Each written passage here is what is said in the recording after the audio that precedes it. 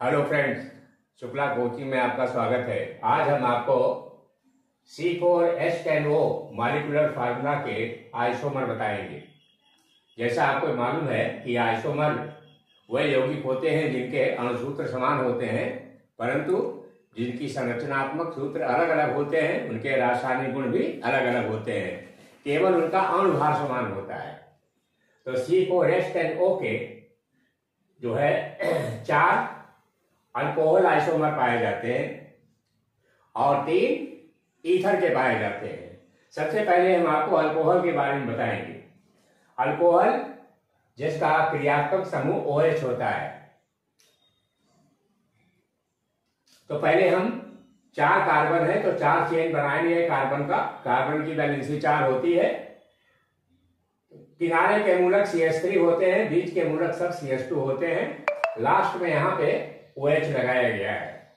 इसका नामकरण करोगे तो जो कि ये क्रियात्मक समूह है, क्रियात्मक समूह पर कार्बन परमाणु का लिस्ट नंबर रखा जाता है तो आएगा 1 2 3 4। 4 कार्बन का अल्कोहल है। इसे क्या कहोगे? ब्यूटन 1 कैपिटल ब्यूटन 1 इसे हम ब्यूटेनॉल भी कहते हैं, 1 ब्यूटेनॉल भी कहते हैं। चाहे इसको आप ब्यूटन 1 कहें या ब्यूटेनॉल 1 कहें, 1 ब्यूटेनॉल सब सही होता है। इधर से आओगे तो आएगा 1 2 3 4, आल दूसरे पर आ गया। इसको बोलोगे ब्यूटेनॉल 2, ब्यूटन 2 अंतर है दोनों में। यह प्राइमरी अल्कोहल है और ये सेकेंडरी अल्कोहल है। प्राइमरी अल्कोहल में जिस कार्बन के साथ OH जुड़ा होता है उसमें 2 अल्फा पोजीशन के हाइड्रोजन होते हैं CH2N, और जो हमारा सेकेंडरी अल्कोहल होता है ये CH2OH होता है। जिस कार्बन के साथ OH जुड़ेगा उसमें केवल 1 हाइड्रोजन होते हैं। इसे हम क्या कहते हैं? Secondary alcohol. तो ब्यूटन 2 ये सेकेंडरी अल्कोहल है, ये प्राइमरी अल्कोहल है। अब हम 3 कार्बन की श्रृंखला लेते हैं। 1 सबसे लंबी श्रृंखला पे पहले सबसे लंबी श्रृंखला पर पहले नंबरिंग करोगे। जहां पे क्रियात्मक समूह होगा वहां पहला नंबर रहेगा 1 2 3। ये 3 कार्बन का चेन है, लेकिन 2 पर विस्थापित लगा हुआ है CH3 जिसे हम मेथिल कहते हैं। तो पहले इसका नाम लिखोगे, इसका नाम होगा 2 मिथाइल। अब 3 कार्बन का आल हो गया तो इसे प्रोपेनॉल कहोगे, और ये 1 पर है तो आएगा 3 मिथाइल प्रोपेनॉल या प्रोपेन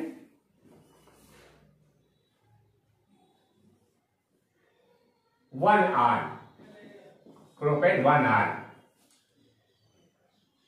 जिधर क्रियात्मक समूह है उधर से नंबरिंग करोगे 1 2 3। 2 पर विस्थापित मूलक है। विस्थापित मूलक प्रीफिक्स होता है। पहले इसका नंबर लिखोगे, हरफन लिख करके फिर इसका नाम लिखोगे। फिर उसके बाद 3 कार्बन का तो यह प्रोपेन होता है, क्रियात्मक समूह आल है, तो नाम हुआ 2 मिथाइल प्रोपेन 1R। उसके बाद तीसरे में आओगे तो सबसे लंबा कार्बन चेन जो होता है उसकी नंबरिंग हम करते हैं। इसमें आओगे तो 2 कार्बन होगा और इसमें आओगे तो 3 कार्बन होगा। इसलिए यहां से स्टार्ट करोगे 1 2 3। 1 2 3 यह कार्बन हो गया, यह विस्थापित हो गया और ये फंक्शनल ग्रुप क्रियात्मक समूह हो गया। पहले इसका नाम लिखोगे तो आएगा 2 मेथिल।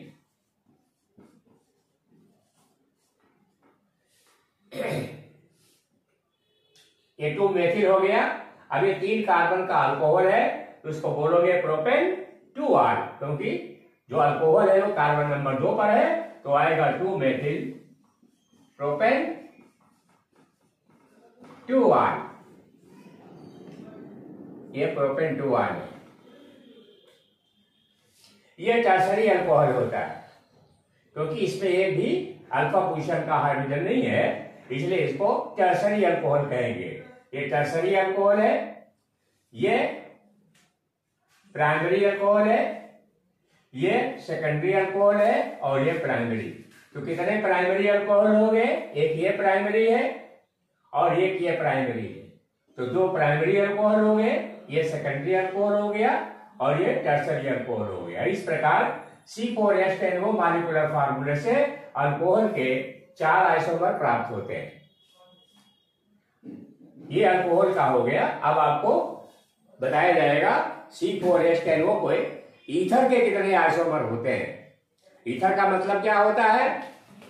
ऑक्सीजन के जो वैलेंसी होती है, ऑक्सीजन की जो वैलेंसी होती है 2 होती है। ऑक्सीजन के आउटर मोस्ट में 6 इलेक्ट्रॉन होते हैं, इसलिए इसकी 2 वैलेंसी रिमेनिंग होती है।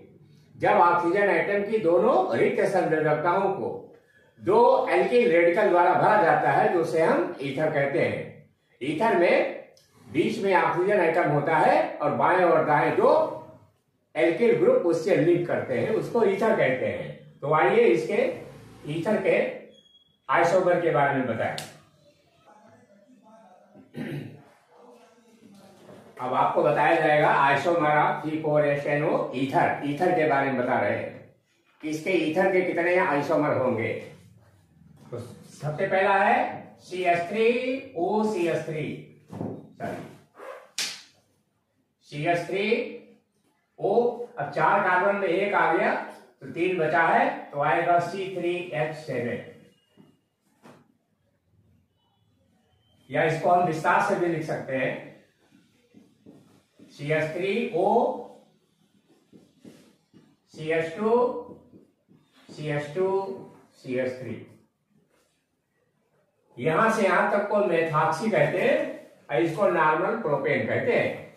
तो नाम इसका होगा मेथॉक्सी नॉर्मल। उसको खाली यन लिखा जाता है, यन का मतलब नॉर्मल प्रोपेन। नॉर्मल प्रोपेन का मतलब होता है कि यह सीधी श्रृंखला है। अगर इसमें ब्रांच हो जाएगा तो उसे आइसो कहोगे। इस भाग को मेथॉक्सी बोलते हैं। ये मेथॉक्सी है, अल्केन है।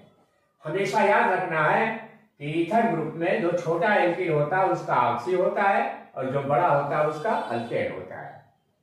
तो छोटा वाला CH3 है, मेथॉक्सी और 3 कार्बन है तो प्रोपेन होगा, लेकिन ये सीधी श्रृंखला में है, इसलिए इसको मेथॉक्सी नॉर्मल प्रोपेन कहोगे। दूसरा है CH3O,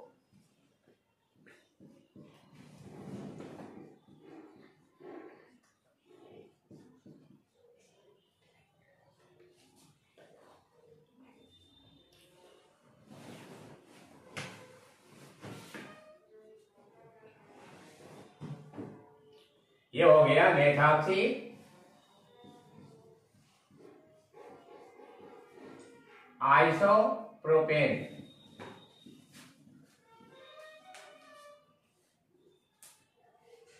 यह है मेथॉक्सी नॉर्मल प्रोपेन और मेथॉक्सी आइसोप्रोपेन।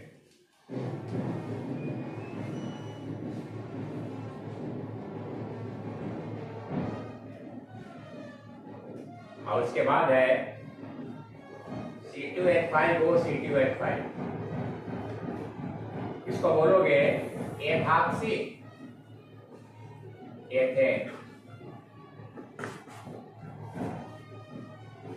तो ये 3 हो गए। ये मेथॉक्सी प्रोपेन, प्रोपेन में 2 होते हैं, एक नॉर्मल प्रोपेन, एक आइसोप्रोपेन, और ये एथॉक्सी एथेन। इस प्रकार ईथर में 3 हो गए और अल्कोहल में 4। तो C4H10O से टोटल 7 आइसोमर प्राप्त होते हैं। There are 7 isomer. अब मॉलिक्यूलर फार्मूला C4H10O। सिमिलरली अगर हमें C5H12O दिया हो तो इसके कितने आइसोमर होंगे? तो जो अल्कोहल होता है, अल्कोहल के 8 आइसोमर होते हैं, और जो ईथर होता है, ईथर के 6 आइसोमर होते हैं। इसके टोटल 14 आइसोमर पाए जाते हैं। ये पेंटेन ग्रुप का है, 5 कार्बन होते हैं। तो अगर मॉलिक्यूलर फार्मूला C4H10 वो दिया है, तो इसके अल्कोहल के 8 और ईथर के 6 आइसोमर होते हैं। इसको आप अलग अलग निकालेंगे, और अगर कहीं दिक्कत आती है तो आप कमेंट करके पूछेंगे। धन्यवाद।